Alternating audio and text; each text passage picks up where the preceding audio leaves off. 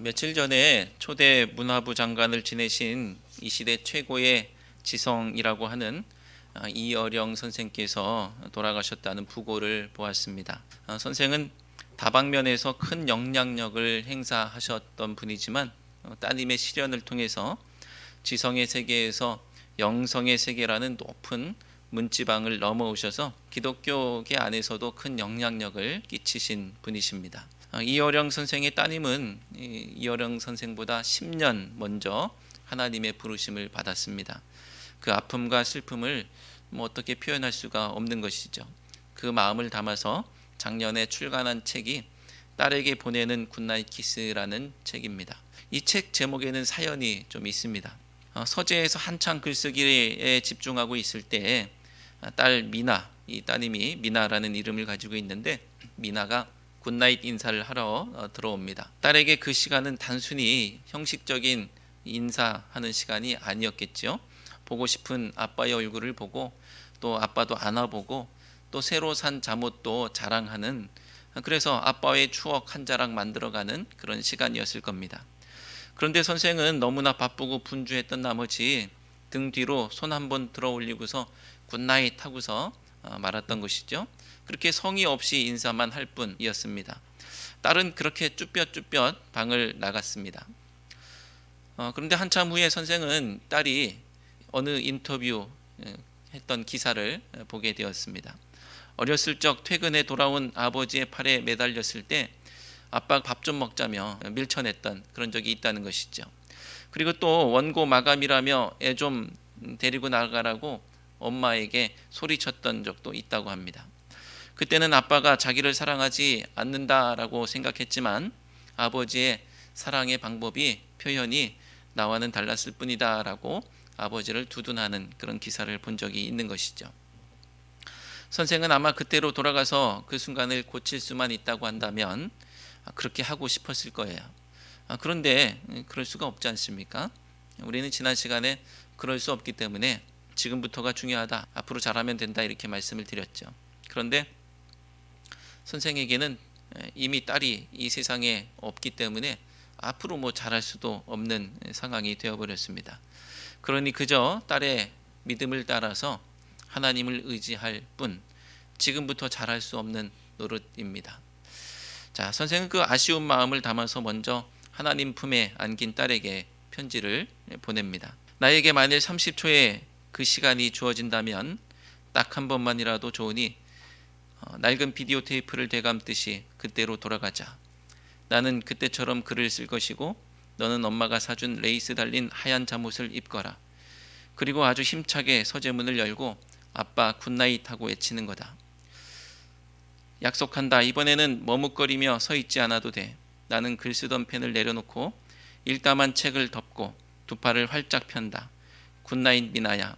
잘 자라 내 사랑하는 딸. 그런데 어찌하면 좋으니 내가 눈을 떠도 너는 없으니 너와 함께 맞이할 아침이 없으니 그러나 기도한다. 우편번호 없이 붙이는 이 편지가 너에게 전해질 것을 믿는다. 자, 선생은 돌이키고 싶지만 돌이킬 수 없는 그 상황에서 이렇게 안타까운 마음, 사랑하는 마음을 담아서 다다를 수 없는 그런 편지를 쓴 것이죠. 누구에게나 마지막이 있습니다.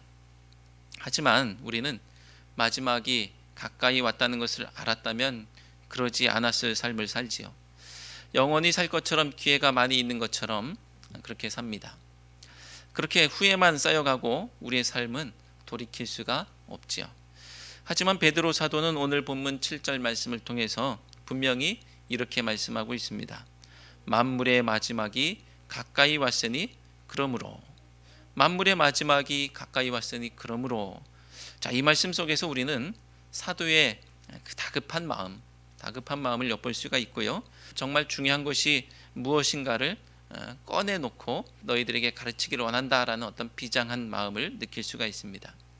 마지막이 있고 그 마지막이 가까이 왔다라는 것을 아는 것은 우리의 인생을 새로 보게 하고 방향을 전환하도록 할 것입니다.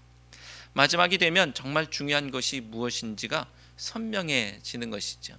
그래서 곁가지 것, 가치 없는 것 거기에서 돌이키고 꼭 해야 할 것 거기에 집중하게 되는 것이죠. 그리고 오늘 본문이 그것이 무엇인지를 우리에게 알려주고 있습니다. 오늘 본문을 가리켜서 이행단락이라고 표현합니다. 오늘 본문과 같은 본문을 이행단락이라고 하는데요. 단락과 단락을 연결해주는 역할을 하는 것이죠. 먼저는 뒤에 이어져서 나올 이야기들에 대해서 미리 언급하면서 뒷이야기를 짐작할 수 있도록 도와주는 역할을 하기도 하죠. 그래서 오늘 본문은 4장 12절부터 5장 11절까지의 이야기의 예고편이라고 볼 수도 있습니다. 또 반면 오늘 본문은 다른 기능을 가지고 있는데 앞단락을 마무리하는 것 같기도 한 거예요.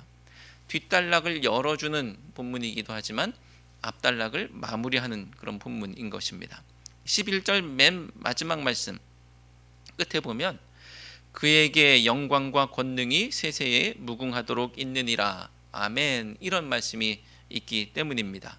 이런 표현은 단락을 마무리하고 서신을 마무리하는 아주 전형적인 표현이죠. 그러니까 앞에 쭉 나왔던 이야기들을 마무리하는 단락으로 이해할 수 있는 것입니다.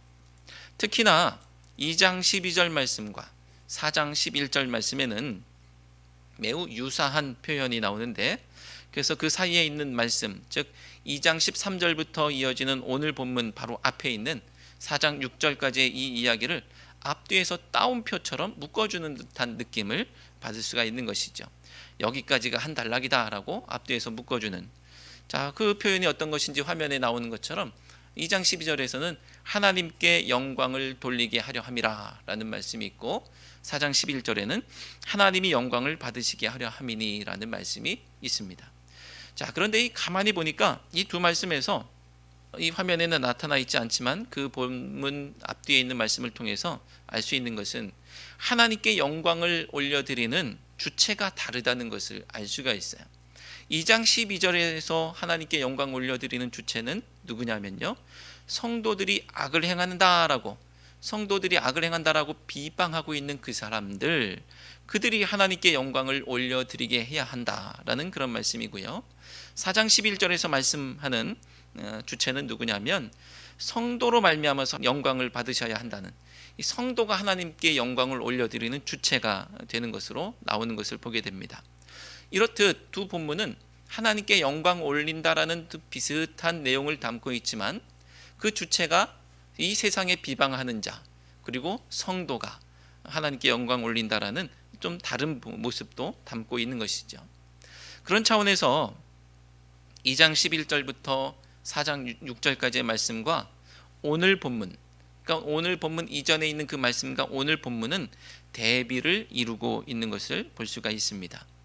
자, 2장 11절부터 4장 6절까지 이 이전까지의 본문에서는 성도들에게 적대적인 사회의 관계들 속에서 어떻게 성도들이 섬겨야 하는지를 볼 수가 있었죠.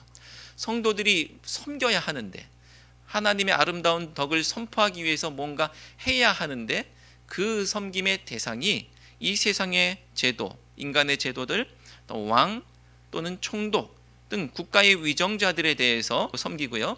그리고 주인들에 대해서, 사환들은 주인들에 대해서, 또 아내들은 믿지 않는 남편들은 또 부인에 대해서, 또 이웃들 속에서 고난의 현장 가운데서 선을 행하라고 그렇게 말씀했습니다. 그 선행의 모양이 공경 또는 순종 그리고 인내 등 다양한 모양을 가지고 있었죠. 하지만 오늘 본문을 통해서 베드로는 눈을 돌려서 성도가 성도들을 어떻게 섬겨야 하는지에 대해서 다루고 있습니다. 마치 예수님께서 이웃을 사랑해라, 그리고 나아가서 원수를 사랑해라 라고 말씀하셨을 뿐 아니라 서로 사랑하라고 권면하시고 말씀하셨던 것처럼 말입니다. 예수님은 이 세상을 사랑하라고도 말씀하셨지만 서로 사랑하라고도 말씀하신 것이죠. 이렇게 베드로는 성도들이 눈을 돌려서 서로를 바라보게 하고 있습니다. 원수는 사랑할 수 있으면서 교회 공동체 안에 있는 성도 서로가 사랑할 수 없다고 한다면 말이 안 되기 때문에 이렇게 말씀하는 것이죠. 사랑하는 성도 여러분, 하나님은 세상 사람들로부터도 영광을 받으셔야 할 뿐 아니라 당연히 성도들을 통해서도 영광 받으셔야 할 줄로 믿습니다. 나의 모습, 나의 삶이 하나님께 영광 받으실 만한, 하나님께서 영광을 받으실 만한 그런 모습이 맞는지를 돌아봐야 되는 것이죠. 영광이 되기는커녕 또 기쁨이 되기는커녕 하나님께서 세상을 만드신 것을 한탄하시고 후회하실 수밖에 없었던 것처럼 하나님께 근심과 걱정이 되고 있다면 안 되겠죠. 또 내 옆에 있는 성도가 나로 인해서 하나님께 영광 올려드리고 있는지를 또 돌아봐야 하는 줄로 믿습니다. 나의 섬김이 성도로 하여금 하나님께 영광 올려드리게 할 만한 것인지, 영광 올려드리기는커녕 나는 성도에게조차 한탄과 원망의 대상이 되고 있지는 않은지 돌아봐야 되는 것이지요. 바라기는 나를 통해서 하나님께서 영광 받으시고 나의 섬김을 통해 성도가 하나님께 영광 올려드리는 역사가 우리 주곡교회에 가득가득 차고 넘치기를 주님의 이름으로 축원드립니다. 그렇다면 하나님께서 영광 받으시기 위해서 우리는 어떻게 해야 하는 것일까요? 먼저 8절 말씀을 함께 읽도록 하겠습니다. 무엇보다도 뜨겁게 서로 사랑할지니 사랑은 허다한 죄를 덮느니라. 아멘. 이 말씀은 두 가지 가능성으로 살펴볼 수가 있습니다. 첫째는 사랑은 죄 용서받은 사람의 의무라는 뜻입니다. 사랑은 죄 용서받은 사람의 의무.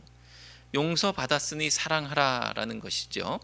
이 개념에서 누구의 죄가 덮여진 것일까요? 용서받았으니 사랑해라 라고 했을 때 내 죄가 덮어진 것이죠. 허다한 죄를 덮는다 라고 했는데 용서받았으니 사랑하라는 개념에서는 내 죄가 덮여진 것입니다. 자, 둘째 가능성은 사랑은 죄를 용서할 만큼의 힘이 있다라는 것입니다. 사랑은 죄를 용서할 만큼의 힘이 있다.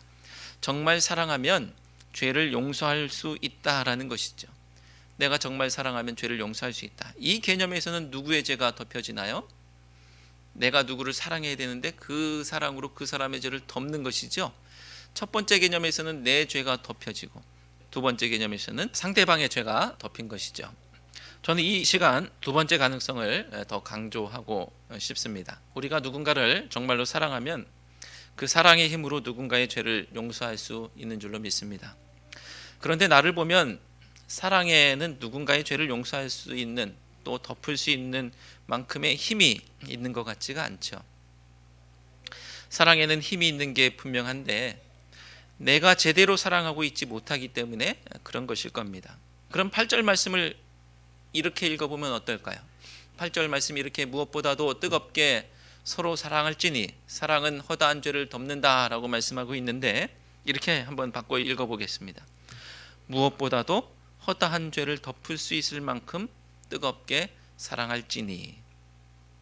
지금 서로 사랑의 명제가 왜 등장했느냐 하면 하나님께서 영광 받으시도록 하기 위해서 등장했는데 8절 말씀을 이렇게 읽지 않으면 도무지 하나님께서 영광 받으실 수가 없는 거예요. 무엇보다도 허다한 죄를 덮을 수 있을 만큼 뜨겁게 사랑할지니. 사랑하라니까 한다고는 하는데 내가 사랑하고 싶은 사람만 사랑하고요. 내가 사랑하고 싶은 방식으로 적당히 그냥 그 정도까지는 하겠지요. 그렇게 사랑하라는 주님의 명령에 순종했다고 스스로 생각을 합니다. 하지만 그런 사랑은 허다한 죄를 덮지는 못합니다. 그리고 무엇보다도 하나님께서 영광을 받으실 수가 없는 것이죠. 9절 말씀도 사실은 같은 것입니다. 함께 읽겠습니다. 9절. 서로 대접하기를 원망 없이 하고. 아멘.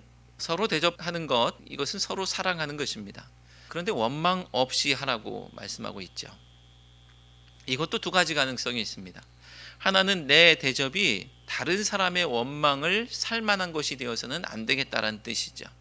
내가 대접하기는 하는데 다른 사람이 원망할 만큼의 그런 대접이 되어서는 안 되겠다. 또 다른 하나는 원망하면서 어쩔 수 없이 대접하면 안 되겠다라는 거예요. 원망은 하는데 그 원망이 나한테서 일어나는 거예요. 대접을 하면서 원망이 일어나는 겁니다. 그러면 안 되겠다. 저는 이 두 가지 가능성 모두가 자기가 하고 싶은 방식대로 대접하는 것과 연결된다고 보는데요. 내 대접은 여기까지야 라고 생각하고 대접하면 다른 사람이 원망할 수 있는 상황이 되겠죠. 나는 이만큼만 대접하고 싶은데 더 해야 하면 내 마음속에 또 원망이 생겨날 수가 있습니다. 자, 내가 사랑하고 싶은 사람만 내가 사랑하고 싶은 방식대로 사랑하는 것이나 내가 하고 싶은 방식대로 내가 대접하고 싶은 만큼 대접하는 것은 같은 거예요. 자, 그렇게 하면 허다한 죄를 덮을 수 없고 원망만 쌓일 뿐입니다. 그리고 하나님께서 영광 받으실 수가 없는 것이죠. 사실 이런 사랑하라는 설교, 또 대접하라는 설교는 굳이 할 필요가 없을 거예요. 다 아는 것 아니겠습니까? 몰랐던 것도 아닌데 설교를 안 해서 안 하고 있는 건 아니거든요. 알아도 안 할 뿐이죠. 그리고 알아도 안 하고 싶을 뿐입니다. 그냥 누군가의 죄를 덮고 싶지 않은 것이고 용서하고 싶지 않은 것이고 그냥 원망하고 싶은 것일 뿐입니다. 그러면서 핑계하기를 나는 사랑의 은사가 없어서, 나는 선대접의 은사가 없어서, 그렇게 얘기를 하죠.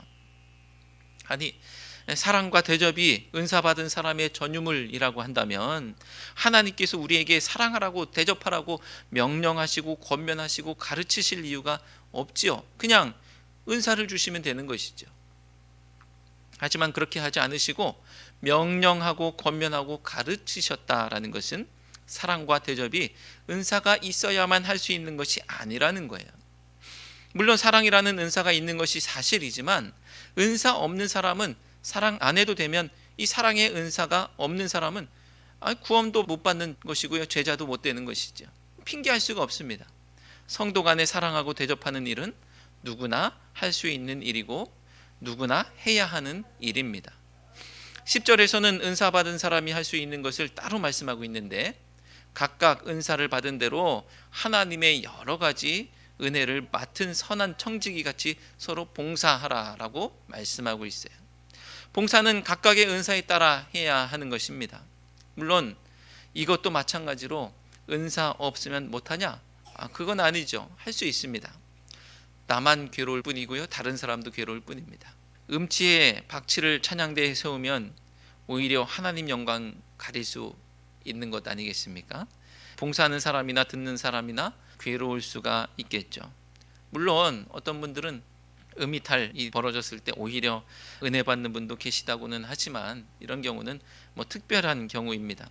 그러니 봉사는 가능하다면 은사에 따라서 해야 교회가 평안한 것이죠. 이처럼 10절에서 은사 받은 사람이 할 수 있는 일들을 따로 말씀하고 있는 것을 보면 알 수 있듯이 사랑은 은사 없어도 누구나 할 수 있는 것이고 서로 대접하는 것도 마찬가지로 은사가 없어도 서로 할 수 있는 거예요. 누구나 할 수 있는 것이기 때문에 은사 받은 사람들이 하는 일들 따로 소개하고 있는 것이죠. 예수님께서는 성도가 서로 사랑함으로 세상이 우리가 예수님의 제자인 것을 알 것이라고 하셨습니다. 요한복음 13장 35절 말씀을 함께 읽겠습니다.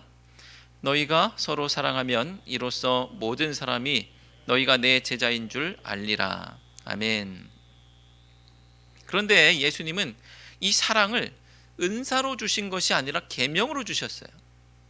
바로 앞절 요한복음 13장 34절 말씀을 함께 읽겠습니다. 새 계명을 너희에게 주노니 서로 사랑하라. 내가 너희를 사랑한 것 같이 너희도 서로 사랑하라. 아멘. 말씀은 분명히 새 은사를 너희에게 주노니라고 하지 않고 새 계명을 너희에게 주노니라고 말씀하고 있습니다. 내가 교회에 등록했다고 제자인가요? 그렇지가 않죠. 다른 말로 하면 교회에 등록했다고 구원받느냐? 그렇지가 않다는 겁니다. 서로 사랑해야 제자라고 하시고 있어요. 이 사랑은 죄를 덮기까지의 사랑이고 원망하지 않는 대접을 말하는 것입니다. 사랑은 은사나 본성처럼 자동적으로 되는 것이 아니기 때문에 의지와 희생과 헌신이 필요합니다. 그런 것이 없이 어떻게 하나님께서 영광 받으시겠어요? 그냥 자연스럽게 되는 것을 통해서 하나님께서 영광 받으시겠냐는 겁니다. 미워하고 증오하는 것들은 내 의지가 없어도 내 마음에서 자동적으로 나오는 것들 아닙니까? 내 마음에서 자연스럽게 흘러나오는 이 미움과 증오가 사랑과 대접을 가로막는 것을 내 의지가 걷어내지 않는다면 하나님께서 영광 받으실 수가 없는 거예요. 내 의지 그리고 희생, 헌신을 통해서 하나님께서 영광 받으신다는 사실을 기억하시기 바랍니다. 그런데 사실 은사로 섬기는 것도 은사 없는 사람이 섬기는 것보다야 수월하겠지만 의지와 희생과 헌신 없이 되는 것이 아니에요.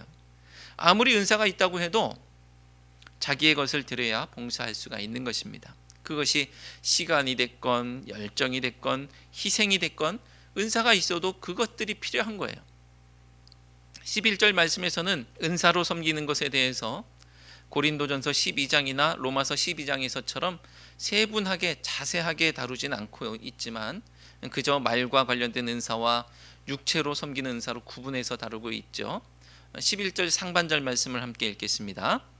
만일 누가 말하려면 하나님의 말씀을 하는 것 같이 하고 누가 봉사하려면 하나님이 공급하시는 힘으로 하는 것 같이 하라. 아멘. 은사로 섬길 때 어떻게 해야 하는지 유의사항을 알려주고 계십니다. 어떻게 하라고 하느냐 하면 하나님의 말씀을 하는 것 같이, 그리고 또 하나님이 공급하시는 힘으로 하는 것 같이 라고 합니다. 이것은 같이라는 표현이 있으니까 그저 흉내 내는 것 정도로 생각하실 수도 있겠지만 그게 아닙니다. 그럼 어떤 것이냐면요, 하나님께서 나를 통해서 일하셔야 한다는 거예요. 사람들은 내가 봉사하고 섬길 때에 하나님이 하시는 걸로 듣는 거예요. 하나님이 하시는 것으로 보는 겁니다. 그렇게 하라는 거예요. 어떻게 보면 그것은 내가 어떻게 할 수 있는 것이 아니죠. 그저 주신 은혜 안에서, 아니 은사가 없다고 할지라도 최선을 다해서 사랑하고 대접하고 봉사할 때 성도는 성도를 통해서 하나님을 보는 것입니다. 누가 나를 통해서 하나님을 본다면 얼마나 복되고 영광스러운 일입니까?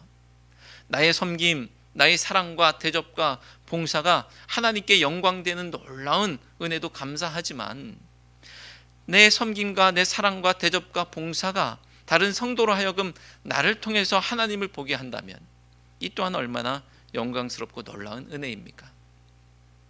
사랑하는 성도 여러분, 만물의 마지막이 가까이 왔습니다.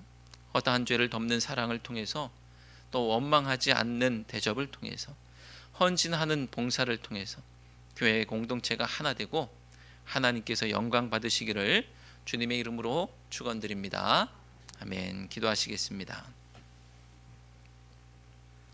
하나님, 마지막이 가까이 왔다는 것을 잊었을 때 놓치고 있던 매우 중요한 것들이 있었음을 고백합니다. 그리고 마지막이 가까이 왔기에 더욱더 열심으로 감당해야 할 일이 있음을 깨닫습니다. 오늘 베드로 사도를 통해서 사랑과 대접과 봉사하라는 말씀을 들었는데 그 모든 것이 형식적인 것이 되지 않게 하옵소서. 사랑하되 허다한 죄를 덮기까지 하게 하시고, 대접하되 원망하지 않게 하시고, 봉사하되 하나님께서 하시는 것 같이 감당하게 하옵소서. 그렇게 저희를 통해 성도들이 하나님을 보며 하나님께서는 영광 받으시는 놀라운 은혜를 허락하옵소서. 예수 그리스도의 이름으로 기도드려옵나이다. 아멘.